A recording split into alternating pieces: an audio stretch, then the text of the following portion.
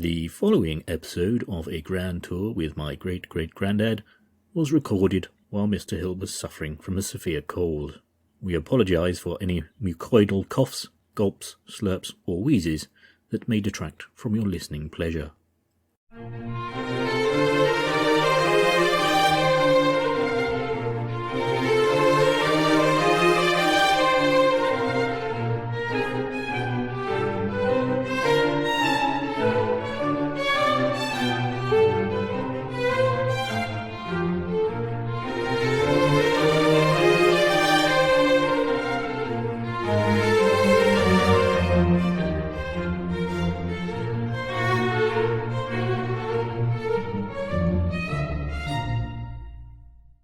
So, hello and welcome to this 5th episode of a grand tour with my great-great-granddad. My name is Ed Hill, and just to explain in a nanoparticle what this podcast involves, it's basically me reading and talking about the journals that my great-great-grandfather, William Mowbray Scott, wrote right back in the 1840s. I should explain, as I do at the beginning of each podcast, that these journals have never been published or printed in any form anywhere else before, so this is the first time that people outside my family are getting a chance to hear them and discover what's in them. So they cover my great-great-grandfather's journeys essentially around the world, firstly to work as an engineer and train driver on what basically was the first commercial railway in Italy, in Milan, and then his subsequent journeys after doing that job back through Europe, back to the UK, then across the Atlantic out to Mexico, where he then ends up working as an engineer in the mint or coin making industry. And that happens also to coincide with the time of the Mexican-USA War of the mid-1840s. So basically, the podcast consists of me reading a bit from the journal and then stopping occasionally to just explain a little bit more about some of the references that William may have made, some of the historical things that he's mentioning, and some of the places that he's describing, and also occasionally to comment on some of his views and opinions that he expresses as well, which in a modern context may at times seem a bit odd, but reveal maybe the attitudes of the time about certain things. If you want to discover more about the origin of the journals, their history, their links to my family and how they've been preserved and how I've transcribed them for this podcast, then you can listen to the first introduction episode of the journals, where I go into more detail about that aspect of them. Now, just to say that when I first played one of these podcasts to my wife, she did say, "Oh yeah, no, it's good. You know, I mean, you probably don't need all that bit where you're talking. You know, you just read from the journals." And she's probably got a good point. But there we are. Nothing like a supportive partner in life, is there? And she's nothing like boom, boom, boom, boom, boom, boom. I could finish the rest. No, she's very supportive. But I think, actually, to a modern listener, there are just too many things that really don't mean very much to us and so need explaining. And also, part of this podcast is really also my response to the things that William Mowbray Scott talks about and what he does, you know, in the context that he was a relative of mine, and maybe there's some hereditary thing going on there. Who knows? I mean, why do they do programs like Who Do You Think You Are? You know, we all think our family history in some way maybe has some influence on us down the generations, so who knows? But it's interesting to reflect. So just to explain where we've finished with the last podcast and where we're beginning with this one. In the last one, William, he's got to Paris and he spends quite a few days in Paris, basically just seeing the sights and sounds, much in the same way as we would now seeing the tourist attractions, except he's mainly doing it by foot, I think. And there wasn't any such thing as a Paris metro then back in the 1840s, so unless he was going to hop onto a horse and carriage, he'd probably have to use Shanks's pony, as they say. Interesting term, that. Anyone who's outside of the UK and doesn't know what the term Shanks's pony is, it just basically means walking. I don't know where it comes from. That's another bit of research I'll have to do, maybe. From the Scottish word shanks, meaning legs, as in Edward Longshanks, King Edward I, Shanks's pony. So he's doing his sightseeing, he's walked across the bridges of Paris, he's gone round Notre Dame Cathedral, and then this next podcast begins with him going to the Jardins des Plantes. Please forgive my French pronunciation, it's not always great. But the Jardins des Plantes is, it's a, exactly as he describes it then, it's a zoological and botanical garden in Paris. It's still there today. It began as a medicinal garden back, I think, in the 1640s, something like that, by Louis XIII had it built. But then it evolves into, if you like, a place where they also have animals and exhibitions of plants, collections of plants, and there are some cultivated and there are some in collections. So basically a museum of natural history, really. I haven't been to the Jardin des Plantes, so I don't know quite what it's like now, but we'll be hearing about William's description of it, of how it was then. So we'll begin with William walking around the Jardin des Plantes.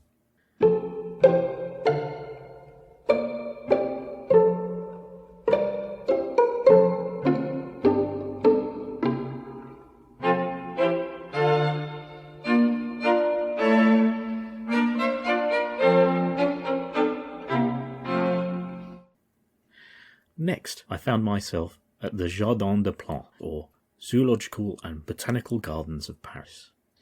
This enormous establishment consists of a botanical garden with an immense number of hothouses and conservatories, and a very large space of ground where all the known plants that will bear exposure are cultivated.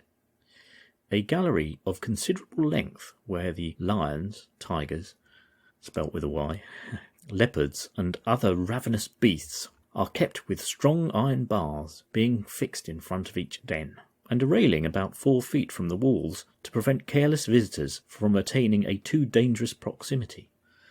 There are fine large pits in which the bears are kept, and trees fixed in the centre to allow those animals to amuse themselves by climbing. There are also large numbers of the deer, elk, and goat species, mostly in pairs, each with their little enclosure, and pretty rustic buildings for the purpose of shade and shelter. There is also an aviary in which there is an immense collection of birds of every size, variety, and plumage. Every den and cage is labelled with the name of the animal inhabiting it, of what country it is a native, the name of the person who presented it, and the month and year of the admission of it into the garden. This splendid establishment also contains a gallery where all the mineral kingdom is scientifically arranged, a cabinet of all the skeletons of animals, birds and reptiles for the study of comparative anatomy. Also, a library of 70,000 volumes presenting a rich and varied collection of works relating to the natural sciences, herbaria, that's a dried plant collection, designs of plants and flowers and paintings of animals, a chemical laboratory and courses of lectures, each department which affords study for a lifetime, and can only be merely glanced at by a casual visitor like myself. The grounds are laid out in the most beautiful style, and I quitted the place with great regret that my stay in Paris would not allow me to devote a much longer period of time of becoming acquainted with its valuable and interesting stores of knowledge. So I'm going to stop at this point, where William is discussing the Jardin des Plantes. Now, his description of the zoo here, I should say, it's not William doing a bit of what we might term in modern terms mansplaining when, he talks about the cages. Because I must admit, the first time I read this, I thought, well, yeah, William, it's a zoo, isn't it? It's a zoo. You're talking about a zoo. And, it's got animals in it. It's got cages, and they've got labels on the cages saying what the animal is and where it came from. It's a zoo. But then I thought about it a bit more, and I thought, well, hang on, what is the history of zoos? And the truth of the matter is that William probably would have never, up until this point, have been to a zoo.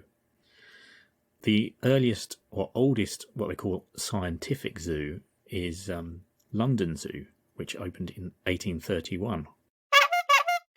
1828. Well, I say opened in 1831. It was established in 1831 as a place of scientific study and research. It didn't actually open to the public until 1847, so that would have been 7 years after William is walking around Paris looking at this animal collection in Jardins des Plantes. And so, of course, he's nearly 40, and he probably never have been to a zoo before. These days, we grow up as children. I don't know, we're probably taken to a zoo when we're children, maybe as early as toddlers. But this is something William wouldn't have encountered before. So in his rather simplistic description of what a zoo is, it kind of makes sense when you put it in that context. In fact, of course, there had been collections of animals before this time. What we think of as zoos now, scientific zoos, was very much a kind of 19th century invention. Before that, another term we're probably familiar with, they would have used the word menagerie. But the distinction, if you like, was a menagerie was a collection of exotic animals that was often put together by kings and aristocrats, and partly maybe as a demonstration of how wealthy they were and how important they were. In fact, there are apparently records of that dating as far back as William the Conqueror, who apparently had a collection of exotic animals, but they weren't necessarily open to the public. So, if you like, the idea of a zoo or a collection of animals where the public could come in and see them was a relatively new one when William was walking around the Jardins des Plantes in Paris. And actually, that botanical garden that he's talking about was actually originally first built in 1635, and that was founded by Louis XIII. So it was, if you like, under the king's auspice. After the French Revolution, it was indeed, again, this what you want to call spirit of rationalism came in, and they then, the National Assembly then, as it was called, or the sort of parliament that came out of the French Revolution, decreed that the Jardins des Plantes should become, if you like, a more scientific and educational establishment than it had been prior to that time. So that is really why it sort of changed into this centre of research and science that William's talking about here. And at that time, there were some animals that had been in a collection at Versailles, and a lot of these were transferred to these animal enclosures at the Jardins des Plantes as part of this exercise of making it a more public access type of building for people. Apparently, unfortunately, when they first moved the animals, they weren't very well looked after and didn't have the right facilities, and a lot of them died. So again, it wasn't until Napoleon came along, with his eye on the detail and infrastructure, and he insisted that more resources were put into this place, better cages were built, and the animals were looked after better. So again, you could say London Zoo claims to be the oldest scientific zoo, but I think it's a little bit of spinning an idea, because at this time it appears that the Jardins des Plantes was essentially a zoo too, in everything but name. It just didn't perhaps call itself at that stage a scientific zoo. Going back to Napoleon and his involvement with the Jardins des Plantes, that was also a time where, if you like, the Natural History Museum of France was established. That is still there in the Jardins des Plantes gardens. So it's very like that area of South Kensington where you've got the Natural History Museum, the Geological Museum, the Science Museum, all together. And that is the equivalent case in the Jardins des Plantes in Paris. Around about this time, the most famous animal apparently that was there was a giraffe that was given to Charles X in 1827 by the Sultan of Cairo. I should have said this at the beginning. It's one of these cases where you read the journal and you think, well, that's an obvious thing as to what that is. It's a zoo, isn't it? Why is William going into this explanation of it? And it's not until you realise, he's not man-explaining. He's not going, it is a zoo with cages and animals in it with signs saying what they are. It's an experience that to us in modern times seems very familiar to us now. but to William it wasn't. And there are other instances of this in the journals a bit later on in the second volume when he's travelling across the Atlantic. And I think it's when he stops at one of the Caribbean islands and he's eating one of the fruits that he gets introduced to there. And he starts explaining he's eating this pear-shaped fruit. And as he carries on explaining it, you begin to realise, well, it's an avocado, isn't it? You know, he talks about the rough skin and the flesh and the big stone in the middle. It's an avocado. He calls it by some other more local name. But you're going, it's an avocado, William. But of course, he wouldn't have seen an avocado. Avocado. Until this point. So we have to kind of, at times, put ourselves in William's shoes to understand, you know, why he's explaining these new experiences to us in the journals. I mean, if you haven't seen an avocado, you haven't seen an avocado. It reminds me of my mum. My mum used to tell this mad story that always made my wife laugh, because she used to rent out a little cottage and she used to have students staying in it. And I think she had one set of students who came from Ireland. And for some reason, I don't know, maybe she cooked them a meal one day, cooked them a dinner or something. And she was talking about the fact these little green spherical objects arrived on their plate, and that they were aghast at seeing these things. And my mum said, well, of course they'd never seen peas. And this always made my Alison and myself chuckle. This was the 1970s. I think Irish people had seen peas by 1970, but I don't know, maybe they were looking at aghast at the massive slab of pork or beef or chicken that she dumped on their dinner plates. So that was probably the reason they looked more aghast than the fact that they had some peas there. But I don't know. If anyone does know the history of peas in Ireland, they're welcome to get in touch with me and explain if by 1970 there was such a thing as a pea in your culinary delights. But there we are. I suppose it's my mum. William was her great-grandfather rather than great-great-grandfather, so maybe it runs in the family, sort of explaining these rather obvious things to people.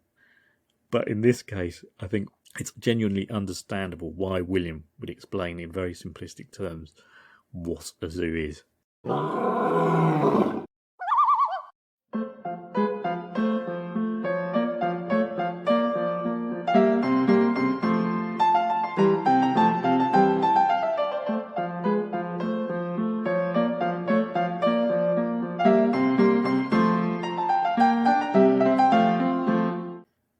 Proceeding from thence towards the city, my attention was attracted to a very large pile of buildings forming a square. I therefore entered one of its gates, and in a few moments found myself in the centre of one of Napoleon's great works, namely the wine stores that supply this great city. Although unable to speak the language, I was civilly invited to pass through the place, and the thousands and thousands of large casks of all the various wines that greeted my sight was astonishing. All arranged in the most regular and beautiful order: Champagne, Bordeaux, Bordeaux Lafitte, Chateau Margay, and 100 others that it would be impossible to recollect. I was very much astonished and gratified at the sight, as well as the civility and attention of everyone I saw there. I next visited the church of the Pantheon, an edifice which is allowed to be the happiest effort of French architecture. It is built in the form of a Greek cross, 340 feet long and 250 wide. The porch of the principal entrance is composed of a triple range of fluted Corinthian columns, 58 feet high and 5.5 in diameter, supporting a triangular pediment. The front of the porch is 120 feet long. The dome is composed of 2 stories, the lower of which is surrounded by 30 Corinthian columns, supporting a gallery of balustrade. The upper story is plain and is surmounted by the cupola, that's another word for dome, which is 62 feet 8 inches in diameter. It is lighted by a small circular lantern, the height of which from the interior pavement is 282 feet. The first impression produced by viewing this edifice is of the superiority it derives from its portico being of single story only, projecting with an impressive depth of shade and magnificence of columns, whilst the transepts behind it give a breadth and solidity to the whole edifice, which preserve its proportions with the superstructure. The dome is light and graceful, though at the same time it can hardly be said to approach sublimity. The interior of the Pantheon is eminently graceful in its effect. The style of decoration is rich, the pillars are Corinthian, and the vaulted roof finished with bas-reliefs. The vaults beneath the church were some years back arranged as places of sculpture, and in those sarcophagi repose many of the dignitaries of the empire and kingdom. It had now reached the hour of 5, and at being a considerable distance from my hotel, to which the wants of the inward man tended to hasten me, I pursued my way as quickly as possible, and on my arrival was greeted by the sight of a good dinner, to which I did ample justice. I'm going to break in here again. I did say that I wasn't going to interrupt too much during these podcasts to waffle on, but I think this is one of those moments where I really have to, and also it's interesting too, because it really helps to explain what William has just been talking about. And also we're in Paris as well, and of course there are a lot of sights and sounds that William's encountering while he's there, so in a way Paris is going to be a bit history heavy as we go through William's journey. Going through these journals again, it does demonstrate why Napoleon does create such an impression on William, because when he's going around there's so many things that he seems to have been involved with, instigated in terms of the infrastructure and all the other sort of public buildings that he was involved in. And I thought it'd be quite interesting to talk a little bit about this wine market, because let's face it, who doesn't mind a drop of wine? I know I do. In fact, I might crack open a bottle in a minute. Get me through this.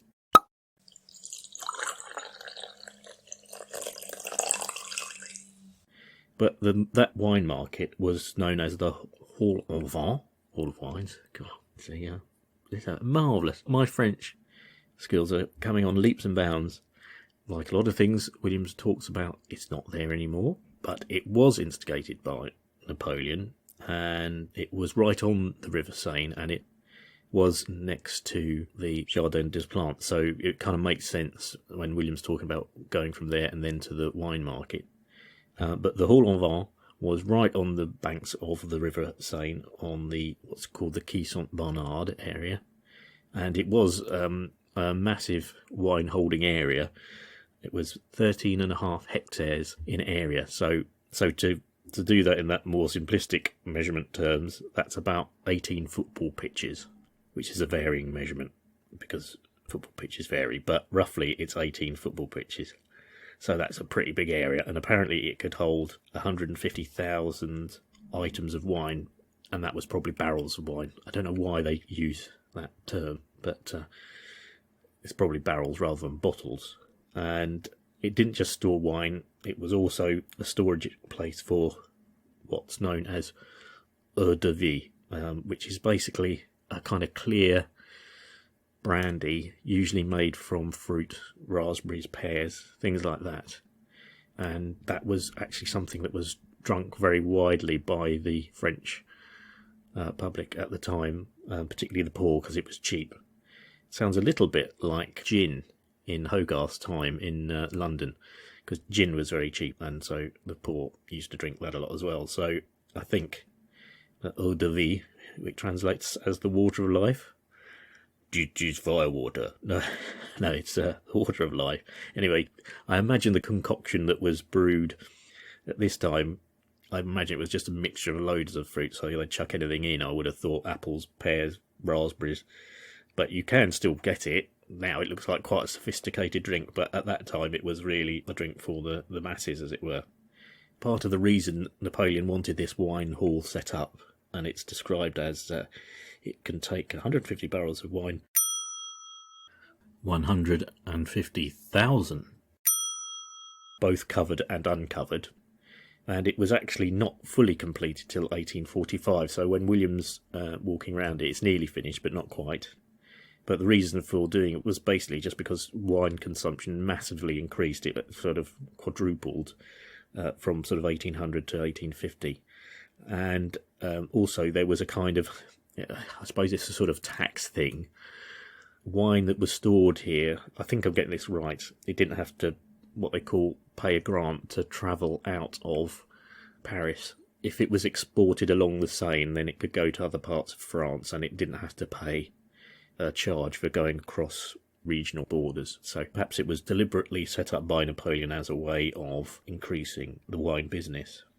And later, this building that William's talking about had to be made even bigger. I think they virtually rebuilt it again in the 1870s on an even larger site, but eventually got demolished. It's not there now, but it is, or it was, in the area of Quai St Bernard, right on the Seine.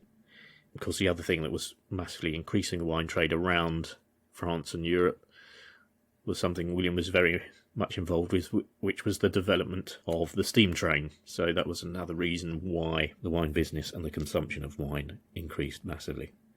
I'll just briefly go on to this Pantheon building that William talks about next, visiting. So that was built between 1758 and 1790 at the behest of Louis XV. So originally it was going to be a big church to St Genevieve. If you look at the building, it is, obviously, it's called the Pantheon. It's based on the Pantheon in Rome, so it's got a big dome.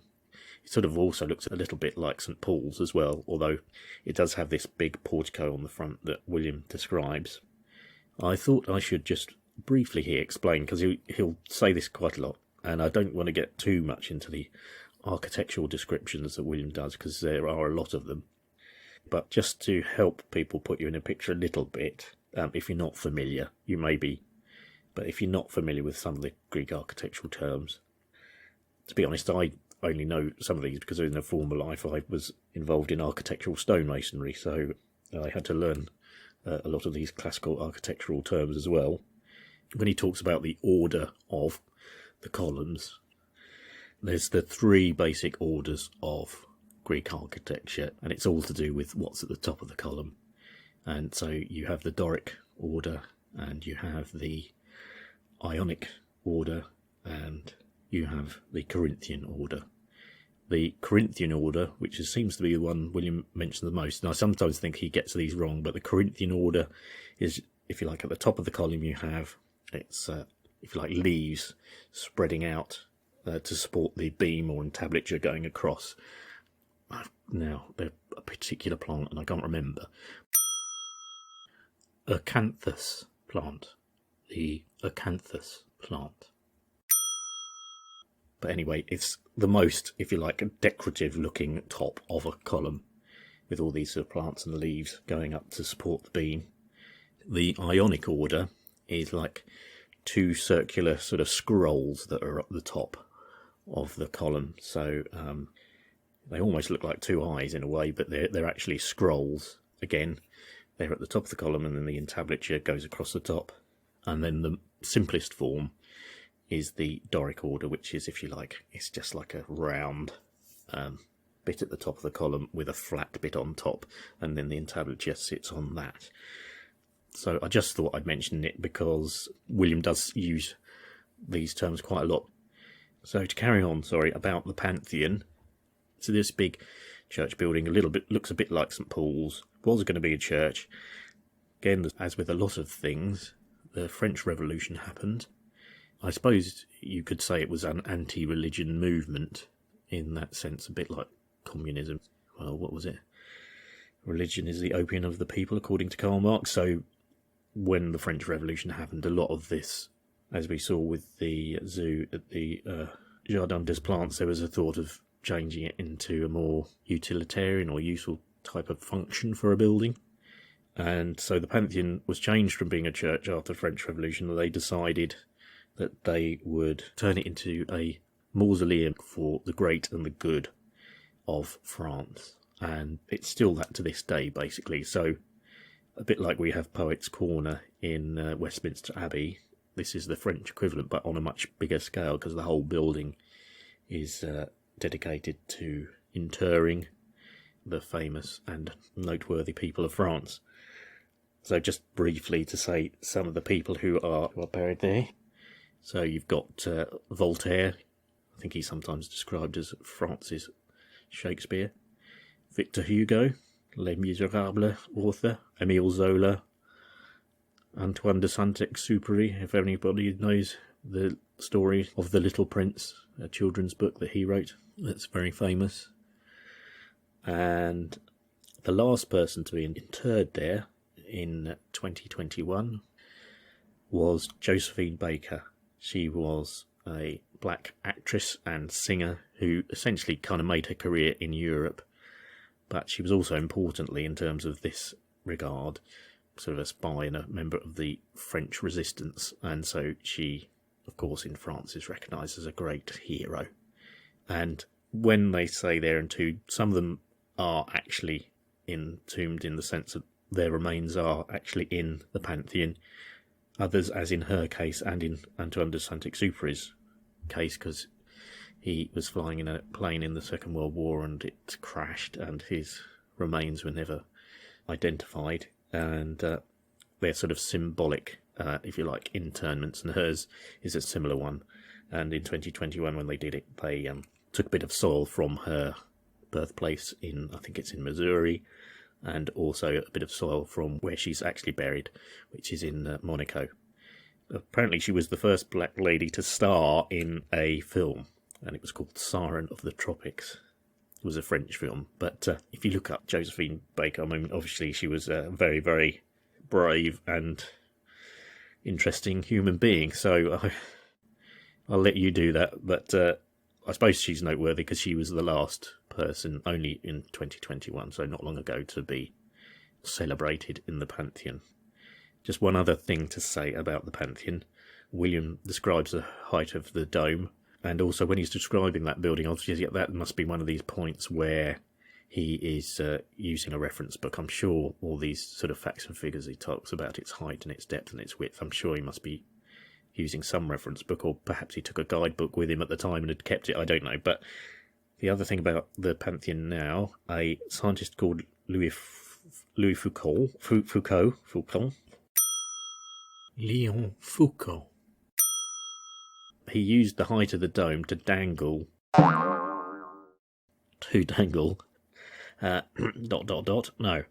to suspend. How about that? That's a better word, isn't it? Suspend. It's a pendulum, and on the end of it, it had a ball that weighed 62 pounds. There's a replica of it there, so it's still there if you go there. From the top of the dome, all the way down to the centre, obviously. And he did this to demonstrate the rotation of the Earth. And this ball, apparently, if you watch it over a period of time, it swings very gently to and fro over this sort of circular table, and which actually the time, I think, is marked. But what it actually demonstrates is, if you watch its path, each time it swings, the angle changes ever so slightly. So it's going back and forth like a pendulum, and each time it goes round, a bit like a kind of spirograph thing, I suppose, in a way, and it maps out this track of going round and round the table. And so I don't quite understand all the physics of it, but by doing that, it sort of demonstrates that the Earth is spinning, because this motion that comes onto this pendulum is caused by the rotation of the Earth. And so it's called Foucault's pendulum, and he put it up there in 1851, so a few years after William's walking around the building. But there's a copy of it there. The original one's in some museum somewhere, but the copy, they put a copy in there. Apparently, it wasn't that long ago the wire broke and it smashed the marble floor below. So someone wasn't keeping an eye on the old pendulum enough to maintain it. So that is the Pantheon. So back to William after he's had his goodly supper that he's done full justice to. He does a lot of justice to his dinners. I'm eating that justice. I'm going to eat my sausage and eat that justice.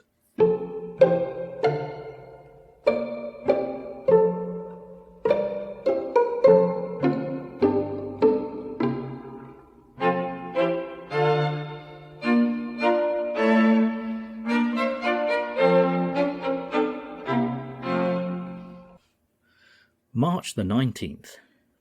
This was Sunday morning, but Sunday is no more in Paris than any other day, and accordingly I found the shops open and the people at work the same as any other morning. And so I was like the rest of the Parisians in not making it a rest day either. But I had chosen a spot to visit on this day that perhaps might be more in harmony with English feeling, though I was compelled to notice the different objects on my route. Passing therefore from my hotel in the Rue Traversière Saint-Honoré, I entered the Rue Richelieu at that point where the monument to Molière is now placed. At a short distance up this street is a large square where the Italian Opera House formerly stood, and where the Duke of Berry was assassinated in the act of getting into his carriage in the year 1820. So just to very briefly explain, the Duke of Berry, he was the youngest son of Charles X, and he was assassinated in 1820. He was coming out of the opera with his wife, and a man called Louvel rushed up to his carriage as he was helping his wife, pregnant wife, get into the carriage, and was stabbed with a dagger in the side. And he didn't die immediately. He died about 2 days later of his wounds. And the Duke de Berry was considered a bit of a wayward son of Charles X, because he'd had various mistresses and had married a Protestant lady in England when he was there, living in exile. And then he abandoned her to come back to France and remarried this royal lady, whose name escapes me now, who he was helping into the carriage.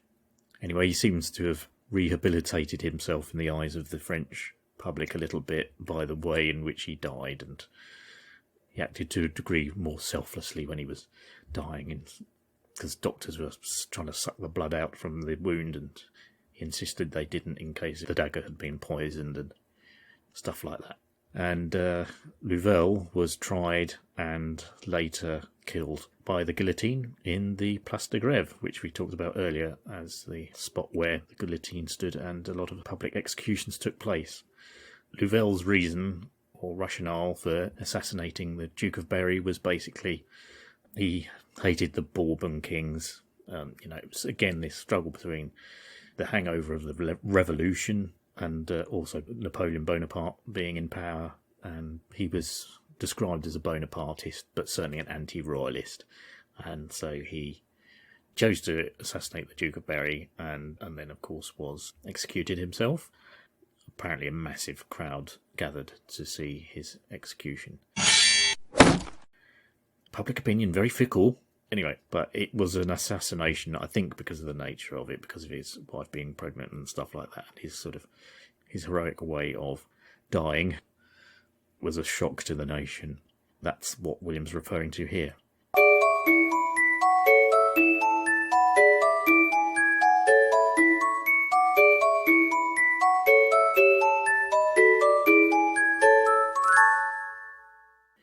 So he's talking about where this opera house where the Duke had been exiting when he was assassinated.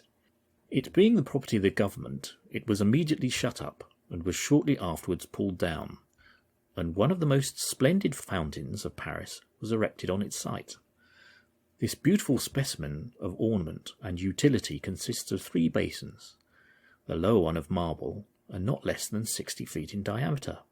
Above this is another supported by 12 dolphins spouting out large streams of water from their nostrils.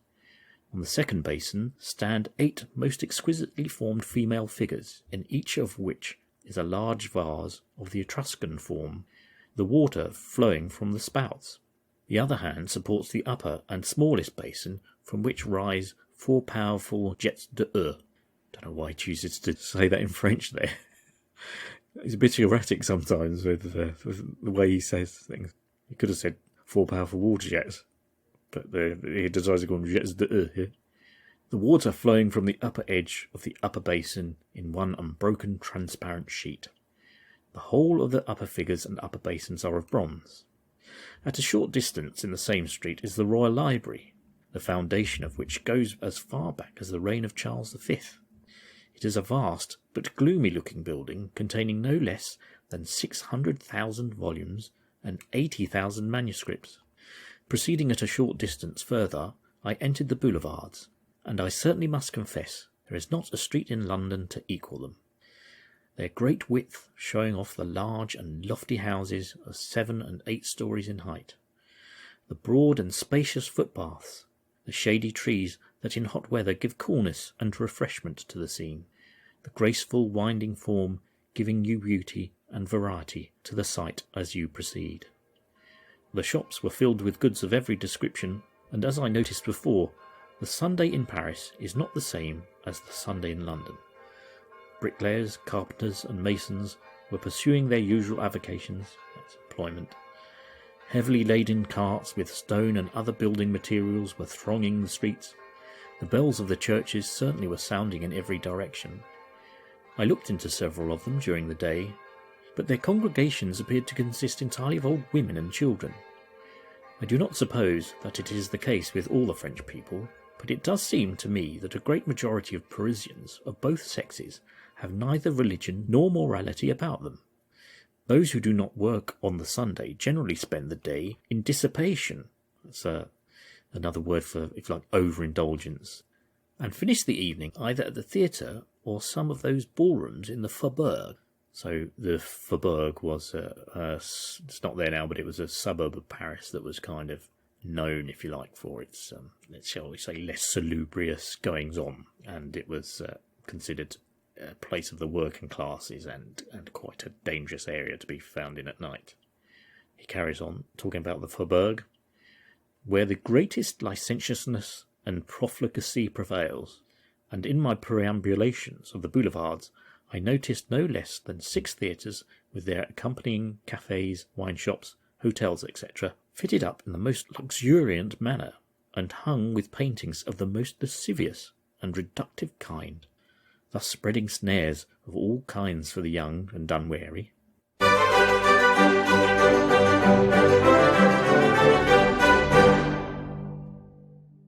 So William, once again, very concerned about the lascivious publications and pictures and paintings on show in France, obviously of great concern to him. Seems to have something against there being so many theatres in Paris as well. Well, sometimes it does sound a bit of a killjoy, old Will. I should perhaps reiterate again at this point that maybe these pictures are lascivious, as he describes them, because, regrettably, prostitution was very widespread in Paris, and particularly in this area at that time.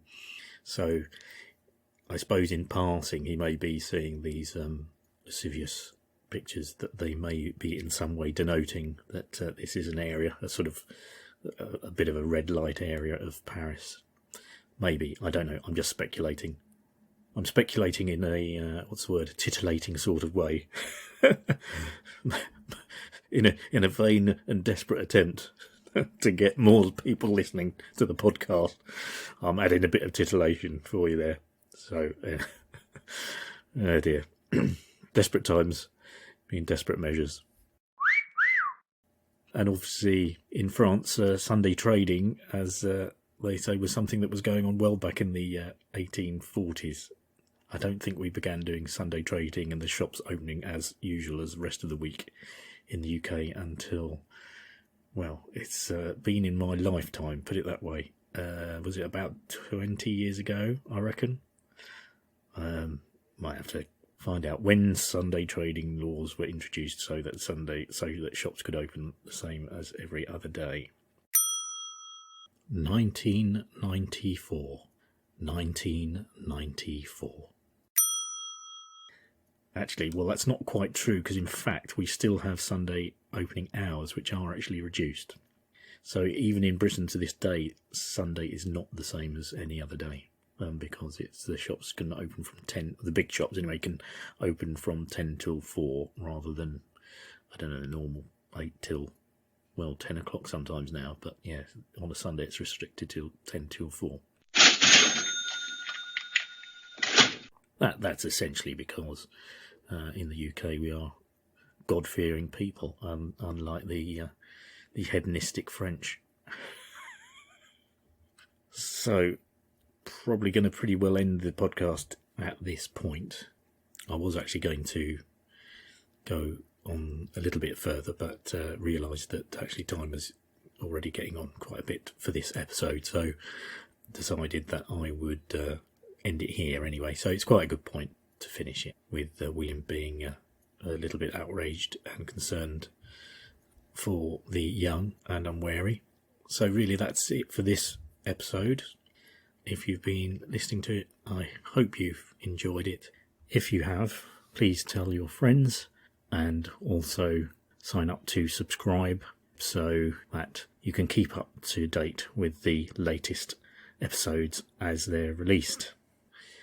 So I look forward to welcoming you to the next episode of A Grand Tour with my Great Great Grandad. If you have been, thanks for listening.